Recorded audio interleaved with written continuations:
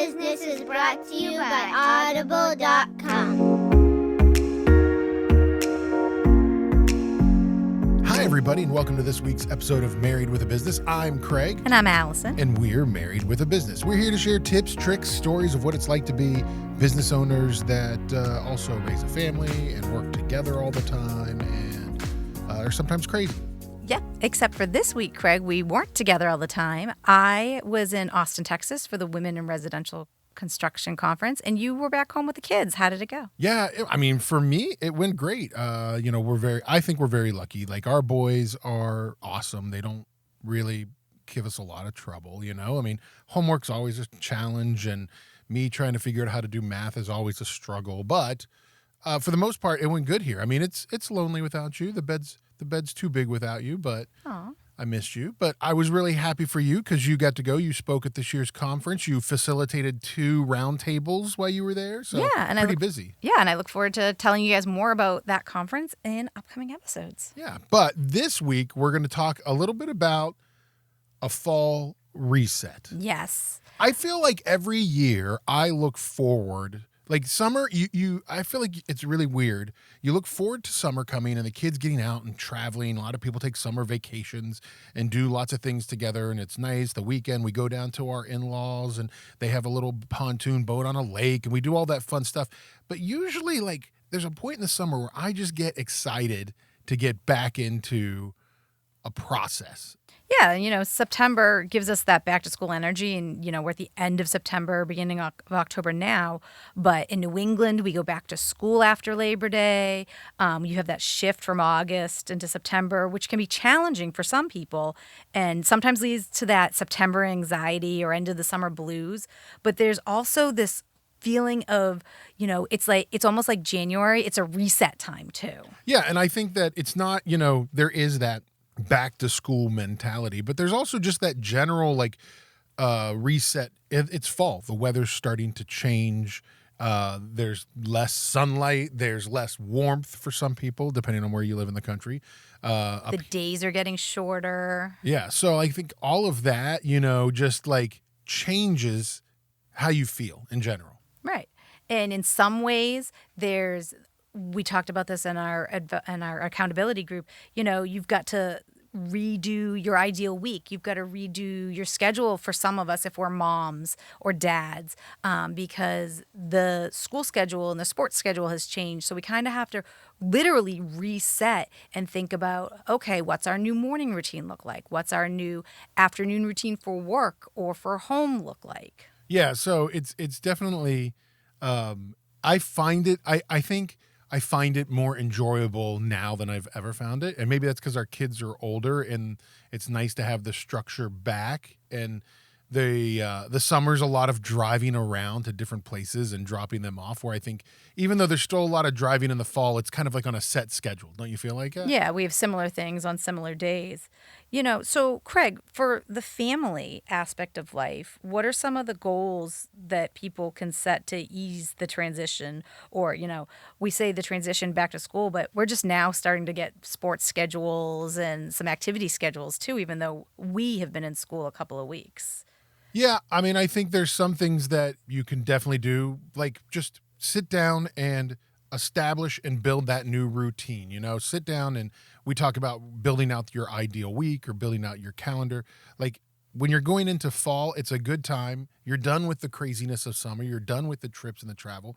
Sit down and look at your calendar, your weekly calendar, and build out a new routine for it. Yeah, and I think about, a lot of times we make these big summer bucket lists. What are some of the fall traditions that you really enjoy and activities that you can put on the calendar to look forward to, aside from the things that you have to do because you signed up for them? Apple picking, pumpkin patches, nature scavenger hunts. Is it times that you do hiking? We really like to sit out on evenings on the weekend when we don't have things and do a fire. Yeah. I mean, and even at that, like, it's good to make plans for something down the road, to have something to look forward to. Like, you and I right now, we have our kids have the Friday before Columbus Day off.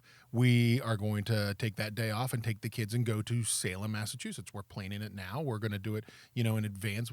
We've made, we've scheduled something. If what gets scheduled gets done. Right. And prioritizing that family time. This summer was hard. We started to realize how many more summers do we have before they're gone? And to be a little bit more intentional, do we need to just make sure that we do some more family nights and it's not just everybody going to their separate corners or off with their friends? And I think the other thing, Allison, is like, as the season changes, people start to, the sunlight goes away, the weather gets colder, you have to wear 7 layers to go outside, all of those things. I think you need to be open and talk about, like, how you feel. If you're getting depressed, if you get seasonal affective disorder. Is that right? Seasonal affective disorder, Thank yes. you. And Yeah. you very much suffer from I don't know that. what you're talking about. I've got the happy light on my desk. Yeah. So if you do get that and you start to feel like talk to your partner about that. Be open and honest and be like, listen, I'm just down today. I don't know what it is. But I think making sure also, especially, again, here in New England, because we have shorter, colder days, trying to maximize that sunlight when we can, making sure we're getting outside for walks and, being physical, that helps that. And again, being intentional about making sure we do that. I also think, everybody talks about spring cleaning. Like, everybody's like, oh, spring cleaning's a thing. Like, we should, every spring we clean the whole house. My mother, famously, every year, like in April, she opens, when it's the first like warm day, she opens every window in the house. She wipes every inch of every surface down in the house. And then, like, you think I'm exaggerating. Yeah, that's not realistic for most people. Yeah, you think I'm exaggerating. she's My really- mother like will wipe down the tops of all of the baseboard. Like, she does every inch of the house in like a weekend. But people talk about spring cleaning. I like the idea of fall declutter, like, if you will. Yeah. Like, getting rid of, like, maybe and Allison's going to be like, yeah, this is you. Maybe you went on a couple of vacations over the summer and you bought 3 T-shirts. Well, go through your T-shirts and throw away the old T-shirts that you don't want to wear anymore. Go ahead. I'm a something in, something out kind of person. Right. So we kind of always keep that down. The number of T-shirts and the number of hats in this house. If anybody needs a T-shirt or a hat,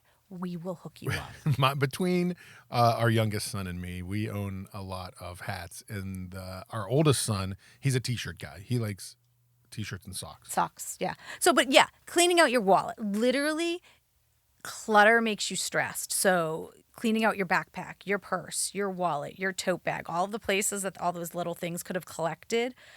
Reset the car, take out the summer stuff, put in the new chair and blanket you need for flag football or soccer. And I'm going to try this year to do it digitally as well. I'm going to try to carve out a day or whatever it needs to be to get rid of, like, apps and emails and old text messages that are on my phone. Like, I have so much. I went down the other day and I had to update apps on my phone. It was like 150 apps had to update. And I'm like, I don't even use 150 apps. Like, That's a lot of apps. why do I have so many? So I need to go through my phone. I need to get rid of some of it. And if it's overwhelming, just pick 5 items. So Yeah. that's what I do with the boys. Like, okay, 5 items in your room that you are done with, that are broken, that are trash, that can move on. Yeah, or set a time. Say, I'm going to do this for 45 minutes or 30 minutes. Like, so set a time. But that's personal, Allison. That's like things that we do from a personal level for a fall reset, like just getting back into the rhythm that, especially when you have kids in school and all that stuff, you get into this rhythm that lasts all the way almost until, May when school gets out. What about from a business owner's standpoint? Yeah, for me, September, again, is a reset because maybe I haven't had the time to dig into the financial reports as well as I usually like. We're getting ready to get into the fourth quarter. We've done almost 2/3 of the year. Like, 2/3? Yeah. 3/4. 3/4 of the year. Again, using this time before we get into Q4 to review the financials, see if there's anything that's working or not. Is there anything we can adjust for this last period of the year that could help us?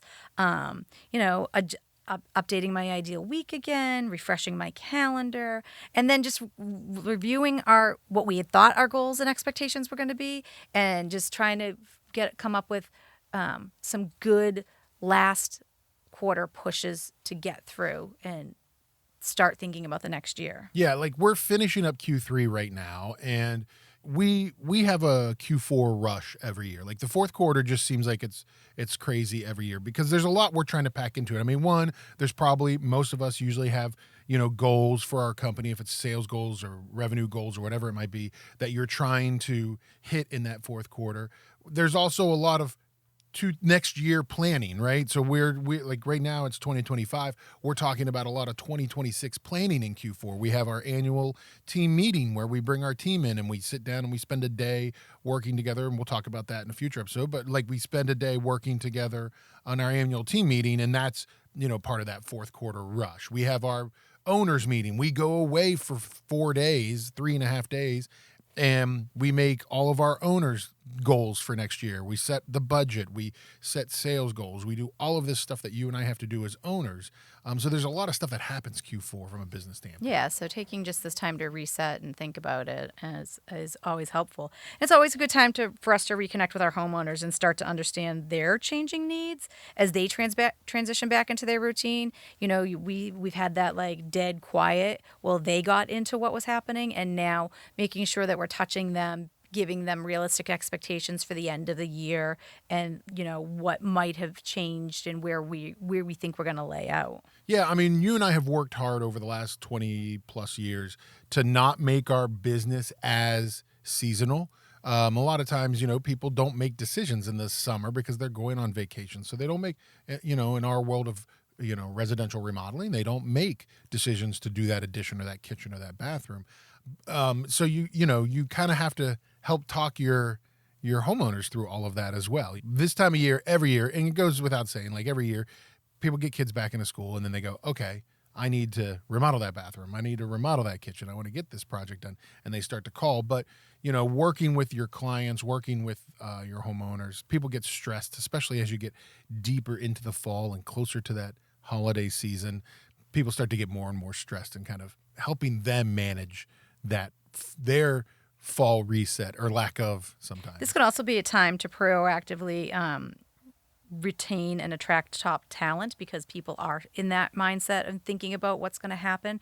So if you're looking ahead and thinking, next year, this is things we're going to want to do, this is a good time to start working on job descriptions, key results areas, key performance indicators, and thinking about what type of person you're going to want to be bringing in. Yeah, it's definitely a good time, especially if you're a growing business. I mean, I will say, Allison, like I'm a fall. Like I love the fall. Like I wear fall colors. I look good in like oranges and dark greens. So I embrace the fall and I embrace the change of fall. But these are like some things that you can definitely do, to help yourself get reset, especially when you're thinking about, hey, it's almost the end of the year. I've got to be ready to jump off next year. The economy's going to be better. We're going to be growing, whatever it might be for you and your company. Like getting yourself grounded and out of summer mode and into, fall ready to attack mode is kind of good, this time of year. Yeah, and also for us, we just came back from a conference. Our director of production was just at a meeting. We've got a lot of things we know we want to work on. So there's also that little bit of overwhelm of all of these things coming up at once, and that anxiety of, trying to make everybody happy and balancing with knowing that you're not going to be able to make everybody happy right away. Like change is a process, and trying to work through that change and evaluate things as we go along. So it's also time to like evaluate, how are we coming and what do we need to make sure we want to work on? Yeah. So, but start with little things, right? Both personal and business wise, start with little things. For us, one of the big things we talked to a lot of people about, that ideal week is really, really important. Like if you Google search like ideal week form or something along those lines, you'll see a lot of ways that you can just build your ideal week out. Yeah, and we've gotten a lot of our team on board. The project managers still haven't gotten on board, and I'm not sure why. So that's something we also want to work on is because it makes, you're not always going to have the ideal week, but it makes the fall and that transition a lot easier if you can put things in boxes and know I'm going to work on these things, then it helps with the stress level of it all. Yeah, so definitely something to check out. Getting reset for fall. It's important. Yes. I'm also reading a new book. Well, what is this book you were reading, Allison? I dare you to say it. It's called Shoveling Shit. You know, this would be the first time on the episode. You probably just heard a beep. But it's a $HIT. It's a $HIT. Yeah, this book available on audible.com. You can get a free 30 days of Audible on us. Just go to audibletrial.com/bizmarried. Is written by a husband and wife couple, Cass and Michael Lazaro. And they just talk about, you know, if you ever feel like running a business is just like shoveling that stuff. There's a lot of stuff that goes into a business, and they do a great job of talking about their story and what worked and what didn't work for them, and the times that they failed and the times that they were successful, and all of the poop you've got to deal with as a business owner and an entrepreneur, and shared tips that other entrepreneurs should be thinking about along the way. Yeah, it just talks a lot about the highs and lows, the struggles, and some tools and mindset things that you can use to help, you know, sort of better yourself when having to shovel that stuff as a business owner. Yeah. Metaphorically. So check that out. You get a free 30 days of Audible on us. You can maybe download that book or many others. Just go to audibletrial.com/bizmarried. Thanks for listening, everybody. A lot of shows coming up, a lot of things happening. We got a bunch of interviews coming up for people. We haven't had an interview in a few months, so it'll be nice to be talking to people again. I enjoy that. I like hearing stories. So check that out. You can check out our website, marriedwithabusiness.net, to learn a little bit more about us. You can see who we are, other old episodes of the podcast, and a lot of information there. So check that out. And you can find us online. Just search for us on social media. We're on Instagram at BizMarried, or you can find us on Facebook. Just search Married with a Business. Connect with us. Tell us a little bit about your story. We'd love to hear from you. All right, everybody. Thanks for listening this week. And remember, not only is it important to focus on your business, but also your marriage, because we're married with a business.